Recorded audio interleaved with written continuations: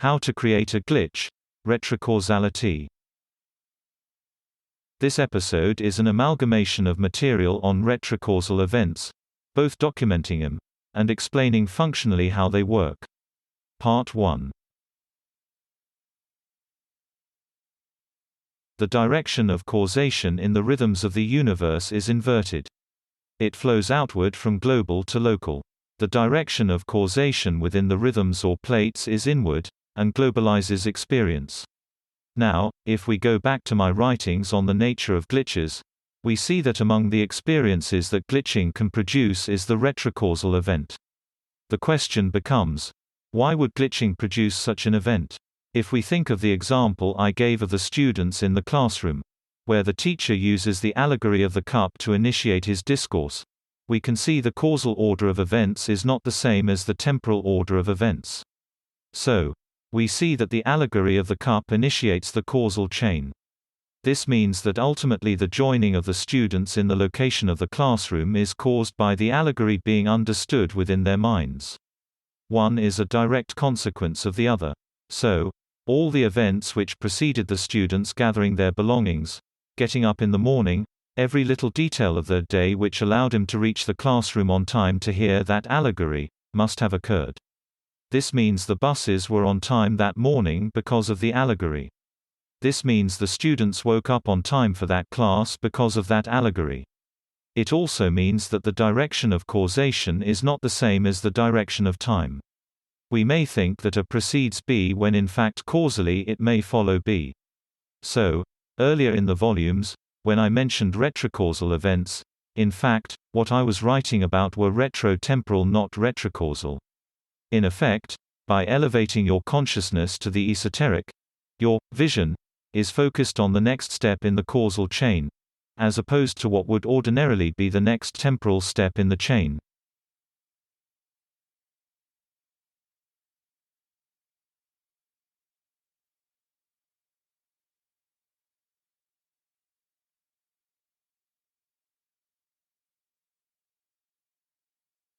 In this episode I'll be discussing a new way of looking at human behavior while linking the ideas in this podcast to my thoughts about context, gateways and postural releases. I'll start off by indicating that our unconscious movements, behaviors, are entangled in the context in which they occur, which is to say, that when our environment or context repeats we are prone to exhibiting the same unconscious behaviors, each time. This is obvious, and it is trite to say that, but it is what it implies about the reverse that is more important. Specifically, the internal continuity of our thoughts is measured by the degree to which we are entangled in context. So, what is context for these purposes? Context is local. Context is meaningful. Context is the opposite of taking an out. Context is tense. What are the implications of low internal continuity? Low internal continuity is reflective of the degree to which we take outs, that is, the degree to which we allow tension to disperse. So the question becomes, if taking an out produces an objective discontinuity in our thought processes, what does it do to our behaviors? Behaviors replicate in context. So the objective discontinuity results in loosened associations, the incursion of idiosyncratic behaviors that should be far displaced in space and time. In effect, the transitional states of our behavior, the corners of our behavior, the low continuity moments in our action, represent the points in time when we have taken an out. So, what is an out? An out is any action in a social setting that reduces social tension unnaturally, starting with postural releases, extending to actions such as removing oneself from a situation of tension. More specifically, an out is a moment where our absence is required due to the non-consensual content of an exchange. An out is an escape, a violation, an event where two discordant expectation fields coexist, where individuals can experience parallel but distinct versions of an event. These corners, or outs, have an impact on the internal continuity of our thoughts and thereby produce loosened associations in our thought processes. These loosened associations permit the retrocausal thought or retrotemporal thought. More importantly, These broken or loose associations can create opportunities for transmission of thought telepathically or precognitively. The reason for this is that these corners in our thoughts are plastic. They are also porous. Outs are also a privilege within the system. They are indulgent gestures or habits, which violate some fundamental convention of social behavior. Loosened associations have consequences for a person's internal thought processes. Because they represent the incursion of socially extraneous thoughts or behaviors, and represent a reordering of the causal chain, they also produce poorer recall. Mastery of the shadow parts of one's being brings these shadow parts into one's conscious comprehension, which means that the consensual nature of the exchange will bring out these impulses in the absence of an out. The degree to which we manage our impulses through outs is a reflection of our archetypal status within the system itself. Those without the privilege to use outs will also lack the ability to refrain from acting out unwanted impulses, because they will extend into the consensual nature of the exchange, as those impulses extend into the light. So what is an out? An out is an esoteric gateway. An out is a doorway. An out is a gateway. Why? Because to the extent that our behaviors are entangled in context, they represent the closing of the gateway, because continuity between our internal states in that specific context and others seems somehow a foregone conclusion. It is only in the loosening of our associations that we are free to access behaviors which may not fit the context, or may be loosely connected to it. In other words, loosening one's associations at the corners of one's being, using one's outs, gives one the chance to form gateways with others in different contexts. Thus there are two possible directions to one's experience. In the first, the individual loosens their associations to the extent they can. In this, their behavior becomes increasingly unstable or counterintuitive as their stream of consciousness accepts content which does not fit the context. In the second, the individual strengthens their associations to the extent they can. In this, their behavior becomes increasingly predictable, habitual and certain. Part 2.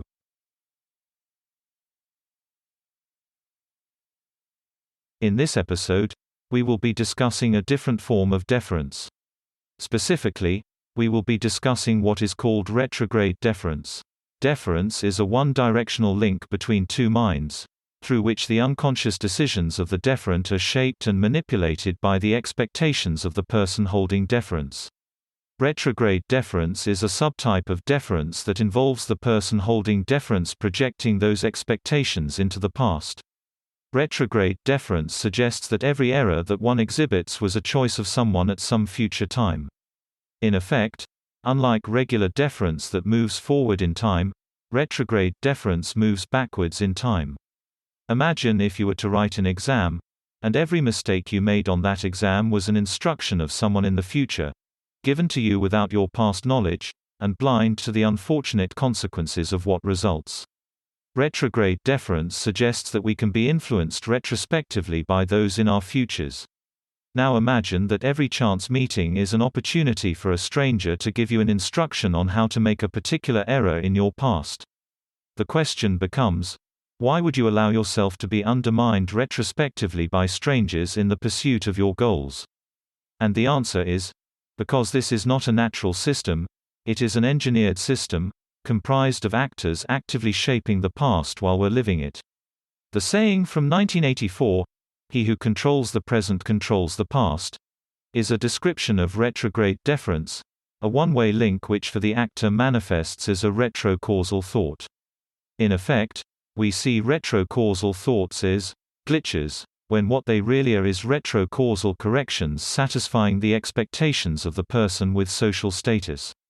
In effect, this retrograde deference undermines the success of individuals in achieving their objectives. In this episode we will be discussing how retrocausality is the product of the transition from consensual to non-consensual realities. To begin, typically, to the extent we have control of our bodily integrity and consent, that is we have freedom or autonomy to not consent to an exchange, we exist in a consensual reality. In so existing, there are outs in our behavior which permit folds in time, lost time, to the extent we do not consent.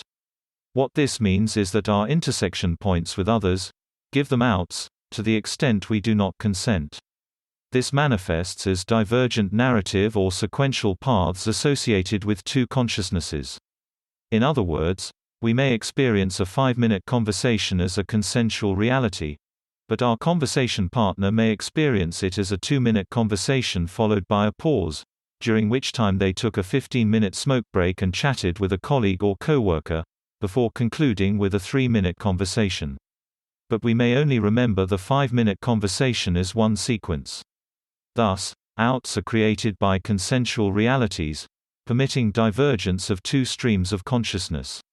Now, in addition to producing outs, consensual realities are comprised of circumscribed behavior, limited to our conscious self-attributions.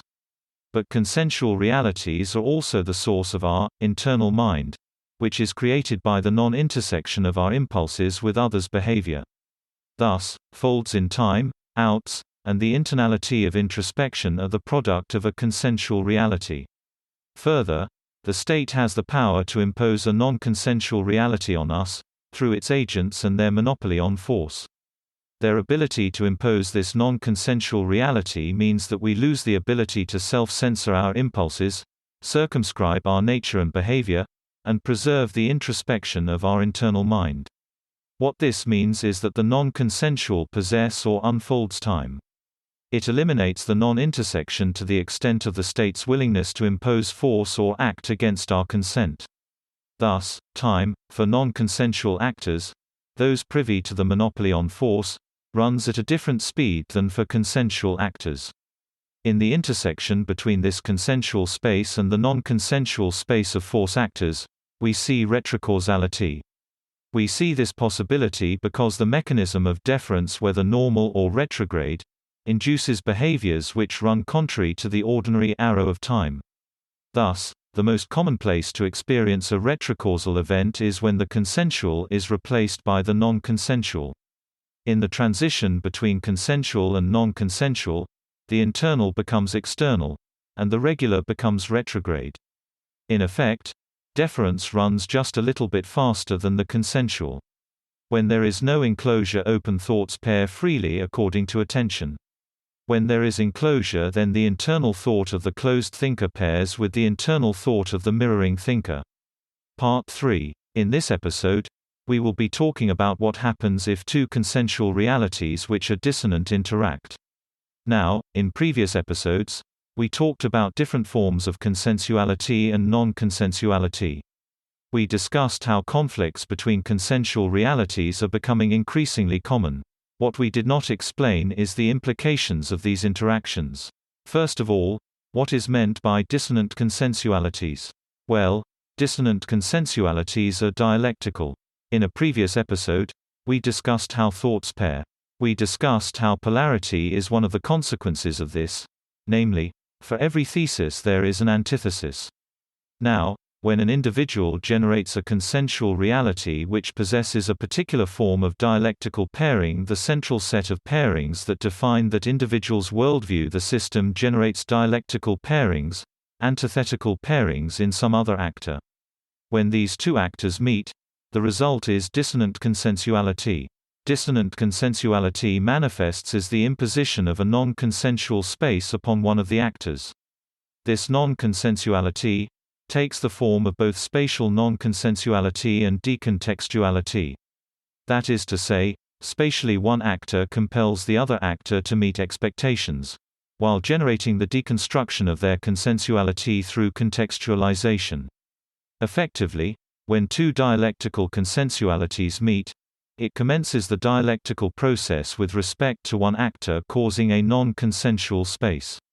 The collapse of a consensual reality, its decontextualization, results in an opportunity to expectation match the first, resulting in conjoined consensual spaces. Or, the receding actor can refuse to expectation match, thereby beginning the process of reconstituting a consensual space. The process of resurrecting a new consensuality involves consensual multi-contextuality. That is to say, by abstracting one's experiences, giving multiple meanings to one's contextuality, one re-establishes a consensual framework to work within. The point at which one's consensuality disintegrates and the point at which one's consensuality is resurrected, are joined. This means that they are adjacent temporally, though they need not be spatially. Thus, it is not uncommon for retrocausal thoughts to pass backwards from one to the other.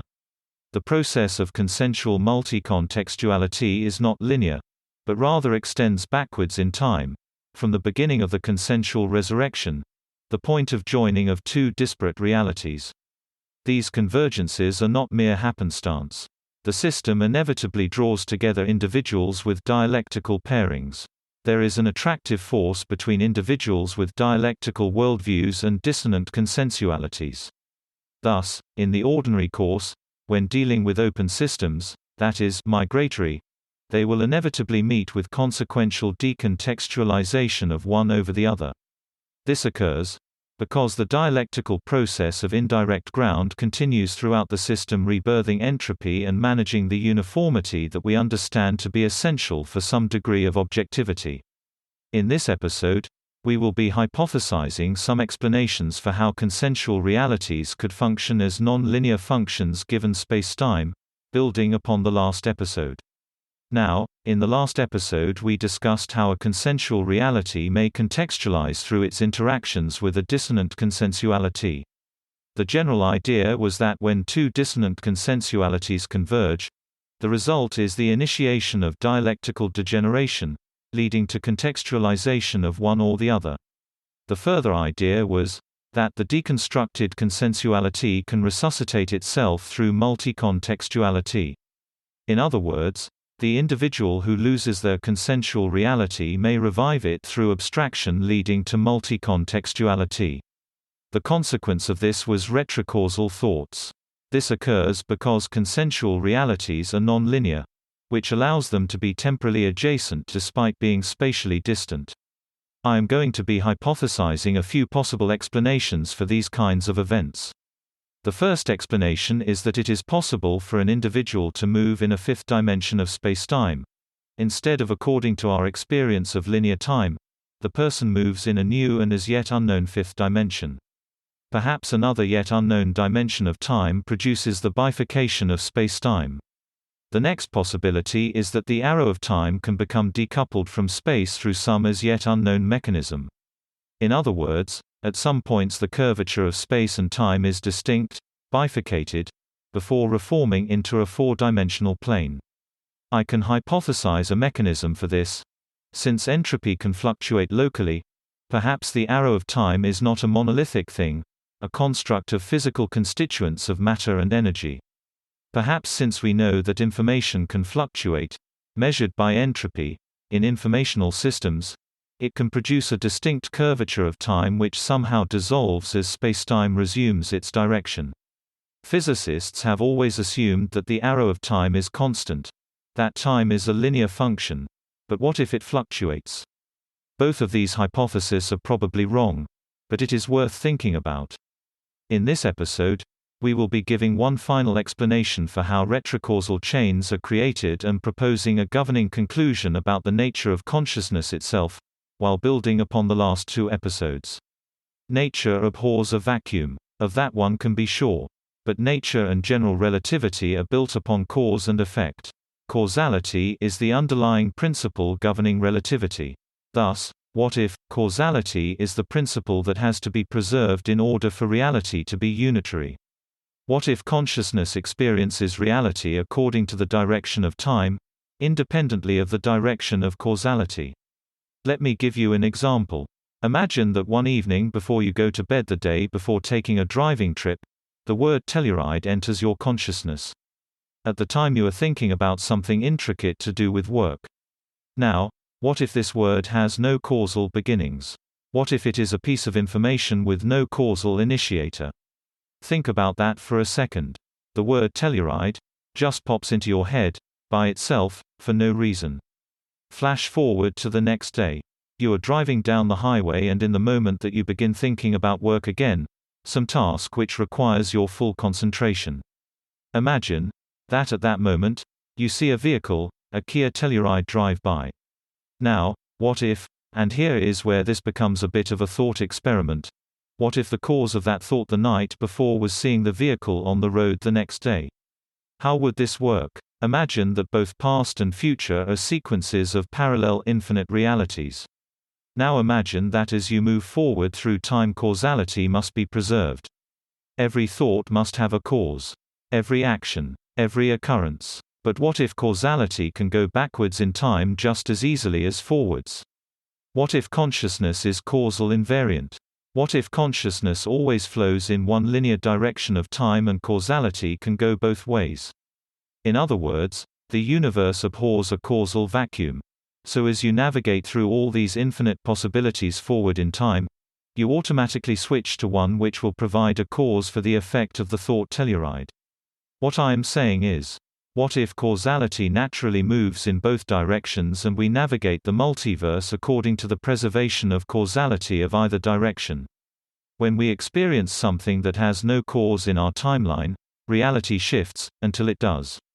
Does that make sense? Causality is conserved no matter what. What if confirmation bias is a symptom and causal invariance is the cause? That's the end of the podcast for today. If you enjoyed it, please like, comment and subscribe. Part 4. In this episode, we will be analyzing the structure of a retrocausal event. In past episodes, we gave examples of a particular kind of retrocausal experience. In this episode, I would like to provide 2 more examples, and analyze the structure of the experience. For this episode, I will be referring to the experience as a retrocausal thought chain.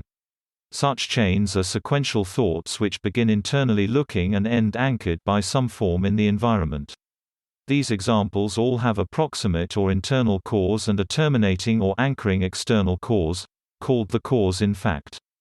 The proximate cause temporally precedes the thought chain. The cause in fact terminates it.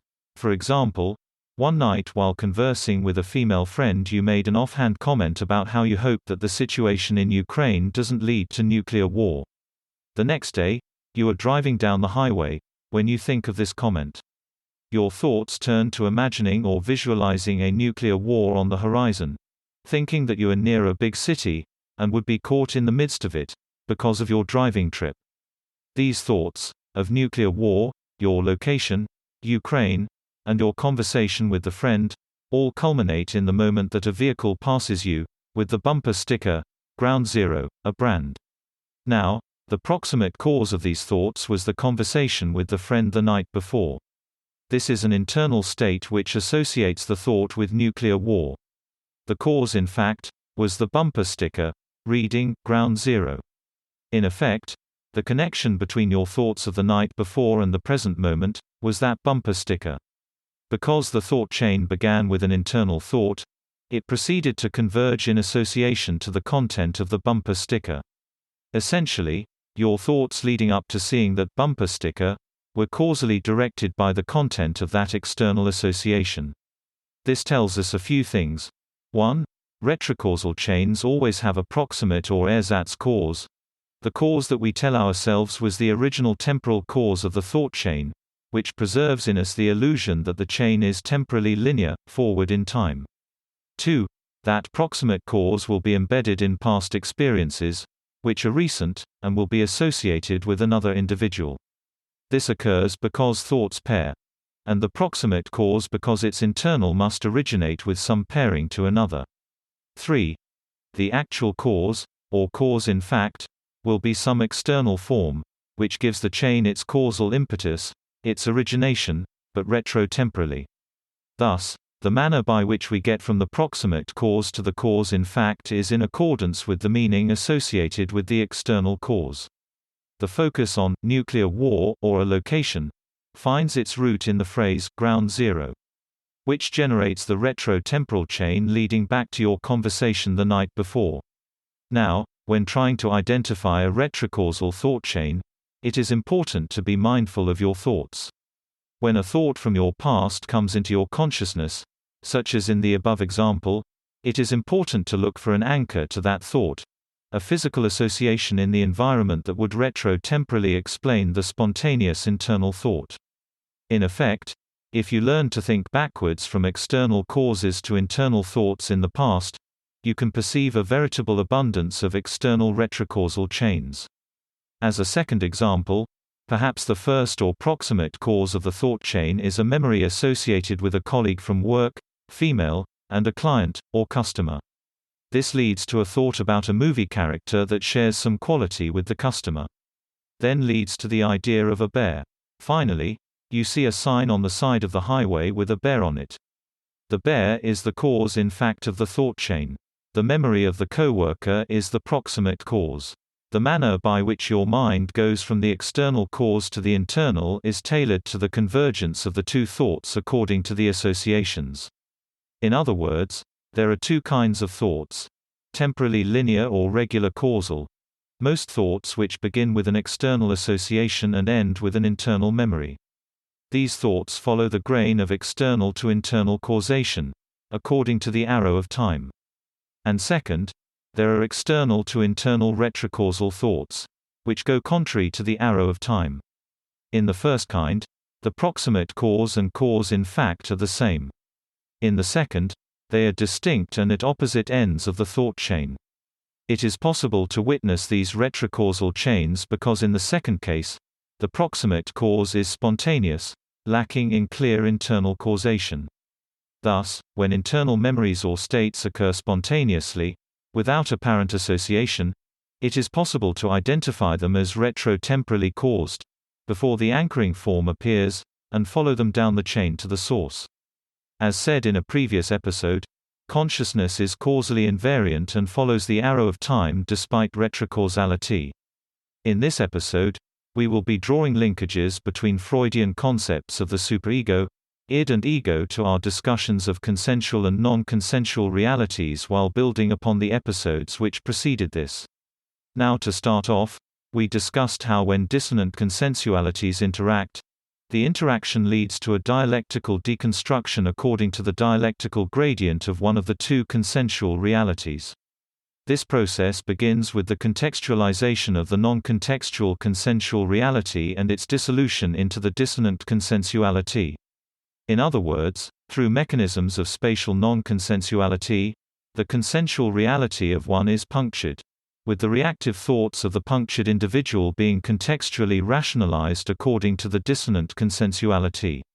In other words, the process by which one consensual reality becomes unified with another is through the imposition of spatial dominance, manifesting in the invasion of the body space of the punctured reality through the non-consensual space between the two dissonant consensualities. Now, in the past episode, we discussed how this act of puncturing the consensual reality of one of the participants leads to two possibilities. 1.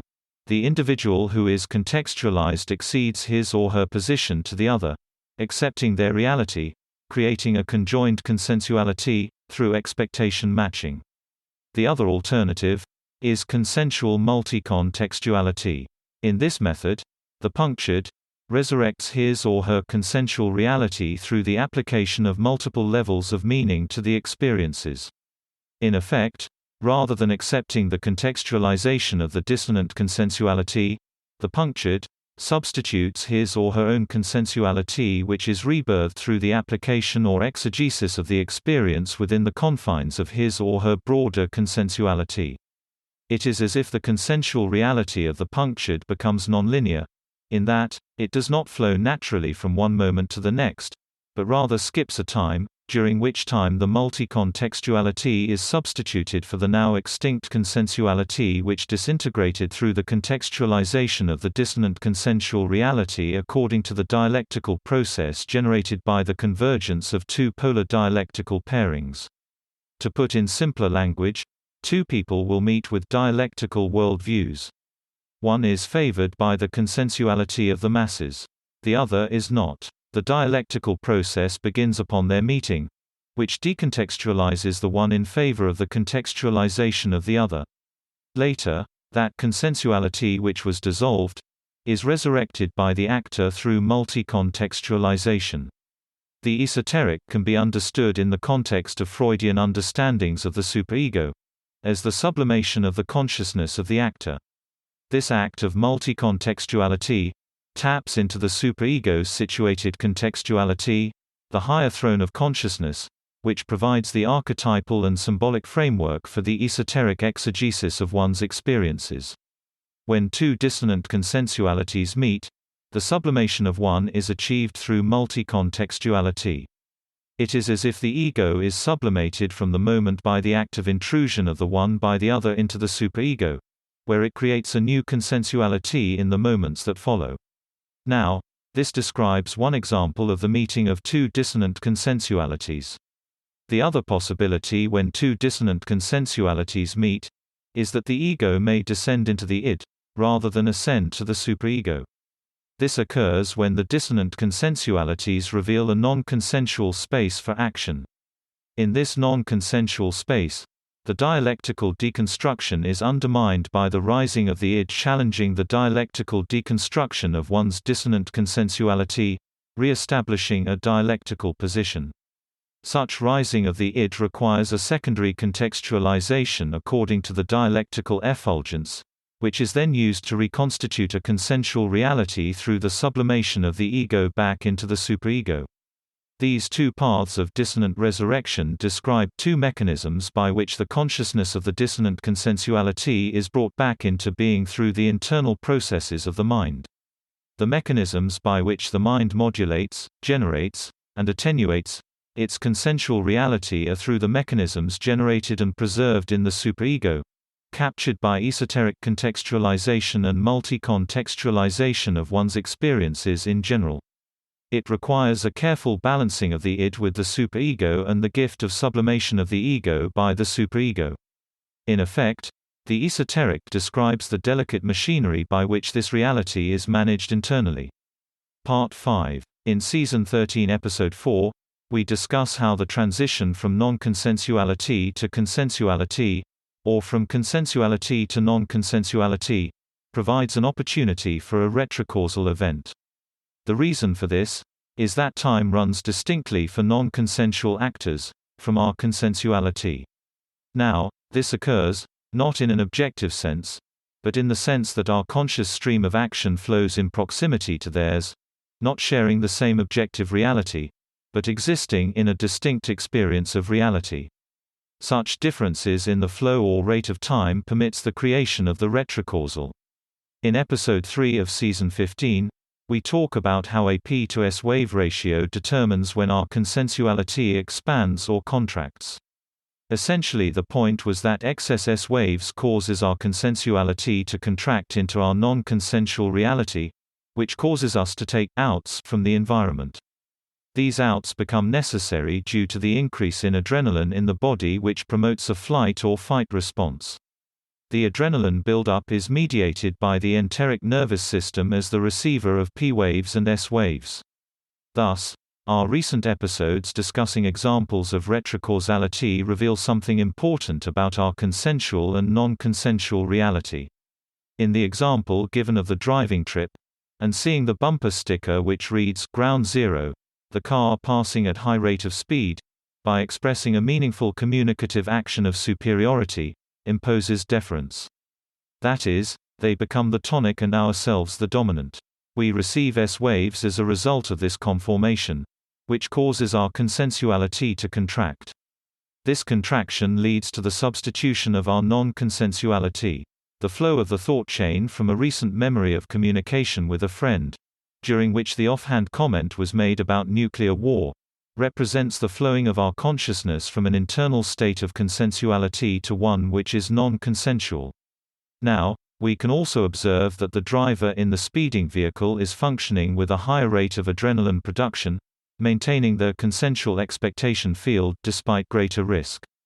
Thus, we can see that the substrate level of adrenaline in one's system determines the rate at which we produce S waves.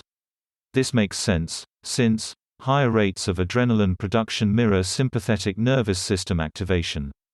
This flipping of consensuality to non-consensuality mirror the transition from an internal state to one which is initiated by the anchor cause, in fact, seeing the image of the bumper sticker on the neighboring vehicle.